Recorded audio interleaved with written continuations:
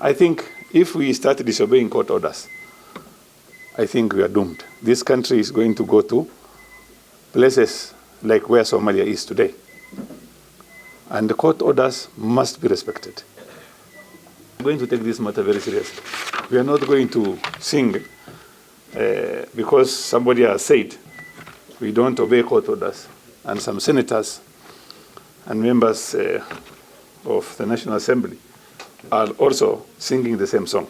You see, the revenue has gone down from 3.6 billion to 1.6 billion.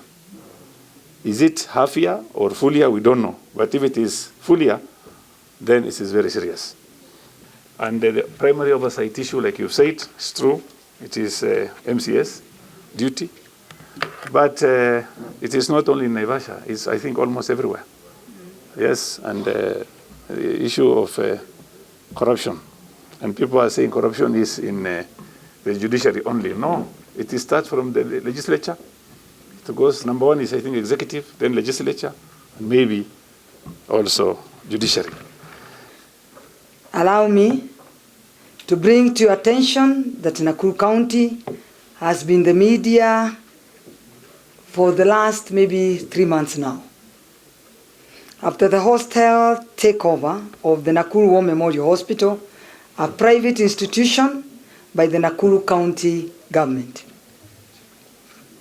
It all started in October last year when the Nakuru County government stormed the Nakuru War Memorial Hospital in a bid to forcibly take over on allegations that the hospital lease had expired. The county sent enforcement officers in the middle of the night where patients were chased and forcibly removed from dialysis machines and ICUs, heading to loss of lives after disruption. The same thing happened again on 19th January. And the overall effects of the disruption have been several lives were lost during the uncoordinated transfer of patients and removal of dialysis machines while patients were on them. Many of the patients have had to travel hundreds of kilometers to access dialysis to towns like Eldoret and Nairobi, and in the end proving not sustainable to many of the patients. Families have been separated from their loved ones since they have to look for health care elsewhere, especially dialysis and other critical ailments. Currently, over 50 dialysis patients are stranded since their covers had Nakuru War Memorial as their treatment centers through various covers. Goons have taken over advantage of the situation and vandalized the hospital.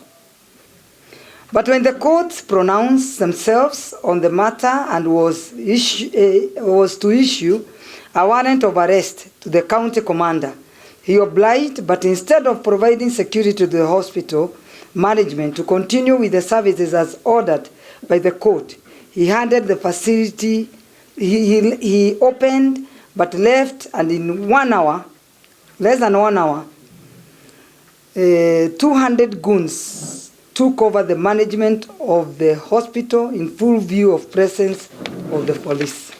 Goons chased away the hospital staffs who had resumed duty and locked the gates to the hospital, while police did nothing to provide security to the hospital staffs.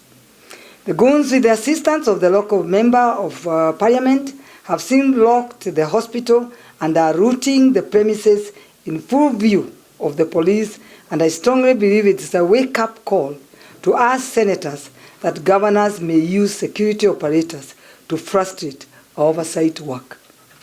The case has presented the levels of governance will go in terms of abuse of office and disregard of the rule of law in a collaboration with the law police chiefs. It is a wake-up call for Senate to be fast-tracking matters presented to aid either through petitions or requests for statements. Many of the investors are moving out of Nakuru in fear of takeovers from sanctioned goons. We must note that if only 10 governors gang up and decide to disobey the court orders, the counties and country at large may descend to anarchy and the country may be ruined. I also take this opportunity to hail the courts for enhancing our mandate as senators when it comes to the collection and management of review in our counties.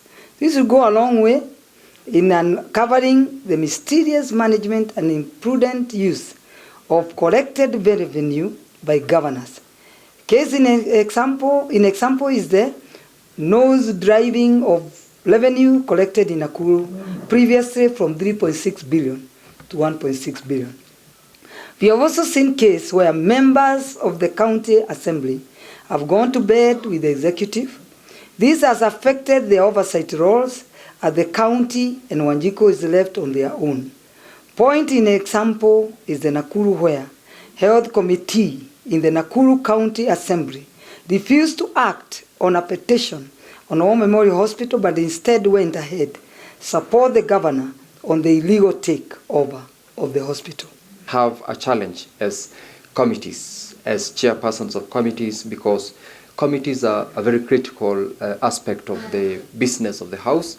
And the reason as to why we are here is, as we were told by the remarks by the clerk, that this session has got objectives, which objectives will run into the programs that will be running in the House. It will run into feeding to the output that is expected of us as chairpersons.